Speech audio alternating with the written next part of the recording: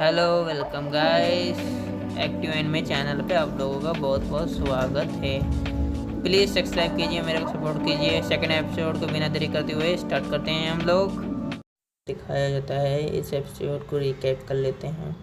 10 साल पहले दुनिया भर में कई सारे पोर्टल डेंजन पोर्टल खुलना शुरू हो गए, जिनके अंदर मैजिकल बेस्ड मॉन्स्टर रहते हैं। इनके साथ कुछ इंसान वही लोग लड़ सकते हैं जिनके अंदर सुपर पावरफुल शक्तियाँ हों, जागृत हो चुकी हों, जिन्हें हम हंटर भी कहते हैं। और ये उन पोर्टल के अंदर जाके मॉन्स्टर को मारते हैं। और जिन्हों सबसे कमज़ोर हंटर है, जिन्हों अपने साथियों को लेकर एक डेंजन में चला जाता है, जिस डेंजन में टेम्पल का नाम होता है, जिसमें कई सारे स्टैचू होते हैं। अचानक से एक स्टैचू हिलता है, जिसे 2 हंटर मारे जाते हैं। सब लोग ये देखकर पूरी तरह से डर जाते हैं। इस कैप्टन बोलता है, अपनी जगह से मत हिलना, वरना तो स्टैचू हम पर दोबारा अटैक कर देंगे। जूही ने डर कर अपने कान बंद कर लिए थे। कैप्टन जिन्हों का शुक्रिया अदा करता है, क्योंकि ये उसने बोला था कि स्टैचू के हिलने से ही भी पहले बोला था कि तुम लोग नीचे झुक जाओ, वरना वे सभी लोग झुलसकर मारे जाते। जिन्हों देखता है कि कैप्टन का एक हाथ कट चुका है और वो उसका हाथ पट्टी बांधने लगता है ताकि ज़्यादा खून ना बहे।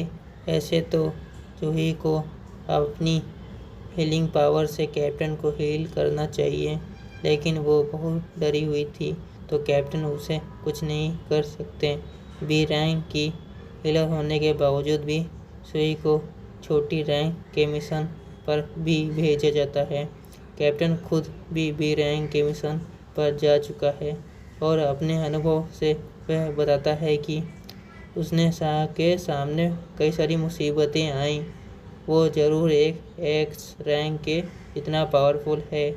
कैप्टन को अब पत्थर पर लिखे हुए नियम याद आते हैं। पहला नियम है गॉड की पूजा करो, दूसरा नियम है गॉड की जय जयकार करो, तीसरा नियम है गॉड पर यकीन करो। भी लोग इस नियम को पालन नहीं करते हैं, वो लोग जिंदा वापस नहीं जाएंगे। जिन्हों समझ जाता है कि जो सबसे बड़ा स्टैचू है वही है गॉड। दूसरा तरफ हम एक लड़की झोंगी को दिखाते हैं, जिसने हाल ही में हंटर एसोसिएशन को ज्वाइन किया था। और ये लड़की जिन्हों की सिस्टर जिना की दोस्त होती है और दोनों एक ही क्लास में पढ़ रहते हैं।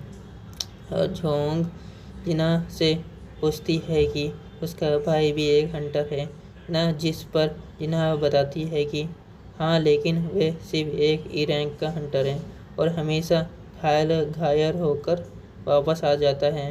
और ये सुनकर झोंगी कहती है कि अगर वे उसकी जगह पर होती तो ऐसा भी नहीं होता। इधर कैप्टन और जिन्हों सोच ही रहे थे कि उन्हें आगे क्या करना चाहिए। तभी इनमें से एक हंटर चिल्लाते हुए कहता है कि वो यह नहीं मर सकता और बताता है कि मैं एक बड़ी कंपनी में ज्वाइन कर रहा है। मैंने उसे पूरा यकीन था कि अपनी फास्ट स्पीड पर वे स्टैचू के अटैक करने से पहले वे इधर से निकल जाएगा। हंटर बिजली की अपनी रफ्तार से तेज़ी से दरवाजे से निकलने की कोशिश करता है, लेकिन उससे पहले ही उसके ऊपर स्टैचू अपनी प्लग झपकते ही उसको जला के खाक कर देता है। ये देखकर सभी समझ जाते हैं कि ये स्टैचू चाहे तो उन्हें पल भर में ही मार सकता है। वो इन्हें चींटी के समान मान रहा है, लेकिन ऐसा है तो उन्हें अब तक सभी को मारा क्यों नहीं। इसके बाद जिन्हों को पत्थर पर लिखे हुए नियम याद आ जाते हैं और वह समझ जाता है कि वो नियम इस टेबलेट के ही जिन्हों अब खड़ा हो जाता है और उस गॉड स्टैचू के सामने सिर झुका लेता है, जिससे वो स्टैचू जिन्हों को नहीं मारता है। जिन्हों अब बाकी सबसे कहता है कि वे स्टैचू के सामने अपना सिर झुका ले, जब तक उसके सिर नीचे रहेंगे स्टैचू तुम्हें नहीं मारेगा। और गॉड की पूजा करने वाले नियम का पालन भी यही करता है। सभी लोग जिन्हों की बात मानकर सिर झुका लेते हैं। ये देख कर गॉड खुश हो जाता है और स्माइल करने लगता है। ये देख सभी लोग को लगता है कि अब उन्हें कुछ नहीं होगा और वह उठकर खड़े हो जाते हैं। लेकिन सभी गॉड स्टैचू भी अपने ही सिंहासन से उठ खड़ा हो जाता है और इन लोगों को चलने के लिए उनकी तरफ बढ़ने लगता है। जिन्हों कहता है कि उन्हें दूसरा नियम पूरा करना होगा, यानी गॉड की जय जयकार करना होगा।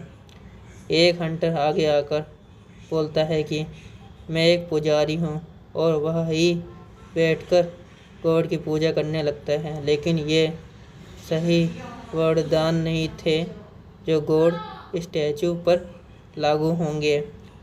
पैर से उसको कुचल देता है, जिसके बाद वे एक लड़की को भी कुचल के मार देता है। सभी लोग अपनी जान बचाने के इधर उधर भागने लगते हैं। पार्क यहाँ बिल्कुल मरना नहीं चाहता था, क्योंकि उसकी फैमिली घर पर उसका इंतज़ार कर रहे थे। वह भागकर कोने में चला जाता है, लेकिन वह खड़ा इस यू पार्क को बीच में काट देता है। जिन्हों को समझ में नहीं आता कि वे किस चीज़ की जय जयकार करे, क्योंकि ये गॉड तो एक शैतान जैसा है, लेकिन ये हार नहीं मानेगा। तो आसपास कुछ वे क्लूज खोजने लगता है और नोटिस करता है कि कोने में जो स्टैचू खड़े हैं उन सबके हाथ में वे हथियार की जगह पर इंस्ट्रूमेंट होते हैं। इसका हथियार की जगह पे इंस्ट्रूमेंट होते हैं, ठीक है। और जिन्हों कहता है कि सभी इंस्ट्रूमेंट वाले स्टैचू के पास चले जाओ। कैप्टन ऐसा ही करता है और क्योंकि उस स्टैचू के पास कोई हथियार नहीं है तो वे कैप्टन को नहीं मारती है और इंस्ट्रूमेंट बजाने लगती है। किम भी ऐसा ही करता है, जिससे वो भी सुरक्षित हो जाता है। जीतू सुई को लेकर ड्रम वाले स्टैचू के नीचे आ जाता है, लेकिन वो कोई रिएक्ट नहीं करता है। मतलब एक स्टैचू के नीचे एक ही इंसान खड़ा हो सकता है। तो जिन्हों सुई को वही छोड़कर भागने लगता है। गॉड स्टैचू से बचने के लिए चक्कर में जिन्हों गलत स्टैचू के नीचे जाकर खड़ा हो जाता है, जो कि बुरी तरह से घायल कर देता है। फिर भी जिन्हों रगड़ते हुए इंस्ट्रूमेंट वाले स्टैचू पर पहुंच जाता है और वो भी इंस्ट्रूमेंट बजाने लगता है। जब म्यूजिक सुनने पर गॉड वापस अपने सिंहासन पर जाकर बैठ जाता है। शायद गॉड की ये जय जयकार करने का मतलब यही था। सुई साहब जिन्हों के पास आती है और देखती है कि उसकी एक टांग कट चुकी थी। वो अपनी हीलिंग पावर से उस जिन्हों का पैर ठीक करने की कोशिश करती है, लेकिन इससे उसे खुद के शरीर को नुकसान हो रहा था। मिस्टर किम इन सब का इल्ज़ाम कैप्टन को पर लगा रहे थे, क्योंकि वही उन्हें अंदर लेकर आए, जबकि इन्होंने वोट से फैसला किया था। फिर भी कैप्टन अपनी गलती मानकर जिम्मेदारी उठाने को तैयार था। ये सब लोग आपस में बहस करने लगते थे। तभी टेंपल के बीच में एक प्लेटफॉर्म बन जाता है। जिन्हों के पहचान लेता है कि ये एक ऑल्टर है, जिस पर गॉड को किसी जिंदा चीज़ का बलिदान देना पड़ता है। तीसरे नियम, कोड पर यकीन करो और मतलब यही है, यानी इनमें से किसी को बलि देना होगा। कैप्टन के गले पर तलवार रखकर उसे ही बलि देने को बोला जाता है, और वैसे भी उसने जिम्मेदारी लेने को कहा था। कैप्टन किम की बात मानकर ओल्टर की तरफ जाने लगता है। जिन्हों जानता था कि इनमें सिर्फ कैप्टन की गलती नहीं और उन सभी की गलती है। आने के लिए वोट किया गया था। अब जैसे ही कैप्टन ओल्टर के पास जाता है, वो वह एक आग लगने लगती है। कैप्टन को समझ में नहीं आता है कि अब वह क्या करे। जिनू कहता है कि वो ओल्टर को करीब से देखना चाहता है। दो हंटर जिनुओं को लेकर ओल्टर के पास आते हैं, जिससे वह 3 जगह और आग लग जाती है। जिनू कैप्टन से पूछता है कि आग वह यही इंतज़ार करें तो क्या कोई उन्हें बचाने आएगा। जिन पर कैप्टन बताता है कि इस पोर्टल को खोलते 7 दिन हो गए हैं, तो अब शायद ही कोई उन्हें रेस्क्यू करने आएगा। दोस्तों, 7 दिन के बाद ये पोर्टल पूरी तरह से खुल जाते हैं, जिसके बाद वे सभी मॉन्स्टर गेट से इंसानी दुनिया में आ सकते हैं। इसलिए हंटर को 7 दिन की टाइम मिलती है और अंदर डेंजन में बॉस को मारना होता है, पोर्टल को बंद करना होता है। तो अगर ये लोग यह हारे तो ये गॉड स्टैचू भी इंसानी दुनिया में जा सकता है।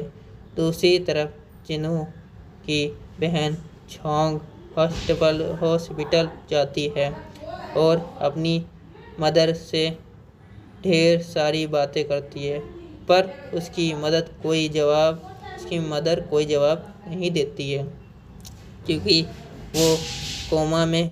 जिन्हों अब बाकी सबसे भी ऑल्टर के पास आने को कहता है और सभी के लिए एक एक आग जल जाती है, जिसके पीछे भी ब्लू कॉलर की आग भी जल जाती है और टेम्पल का दरवाज़ा खुल जाता है।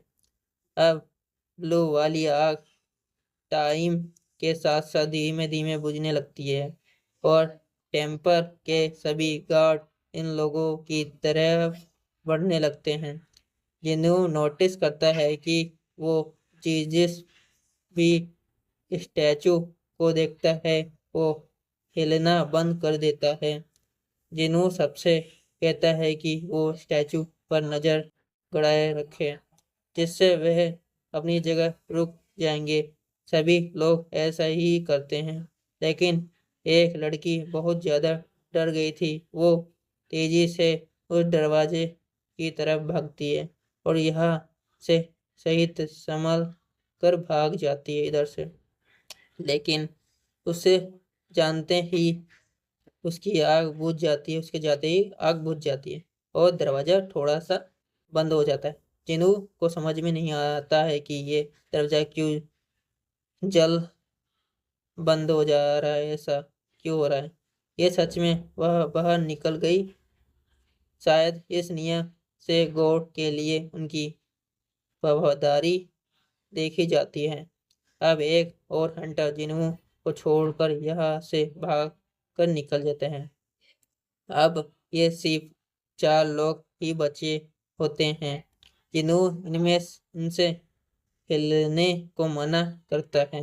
शायद ब्लू फ्लेम एक टाइम की तरह इसे पूरे बुझने के बाद हो सकता है कि इनमें सबको जाने के लिए जा किम बोलता है कि इसका उल्टा भी हो सकता है कि टाइमर ख़त्म होते ही दरवाज़ा बंद हो जाए।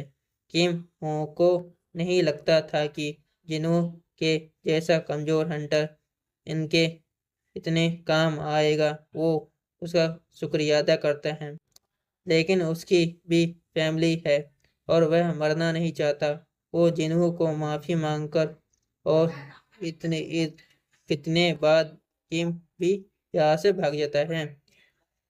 अब सिर्फ 3 लोग ही बचे थे और जिन्हों रोने लगता है, लेकिन वह हार मानने को तैयार नहीं था। अब कैप्टन कहता है कि जिन्हों और जूही यहाँ से चले जाओ। खुद को रोक कर अपनी बलि देना चाहता था और उसे अपने से जवान लोगों को जरूर बचाना चाहिए। वो सुई से कहता है कि जिन्हों को लेकर यहाँ से चले जाओ, लेकिन तभी सुई के पैर काम करना बंद कर देते हैं, क्योंकि उसे अपनी पावर्स को कुछ ज़्यादा ही इस्तेमाल कर ली होती है। पावर कुछ ज़्यादा ही इस्तेमाल कर लेते हैं। जिन्हों अब कैप्टन से कहता है कि वो सुई को लेकर यहाँ से चले जाएं। जिन्हों का तो पैर कट चुका है, तो वह वैसे भी चल नहीं पाएगा। सुई भी यही रुकने को बोलती है।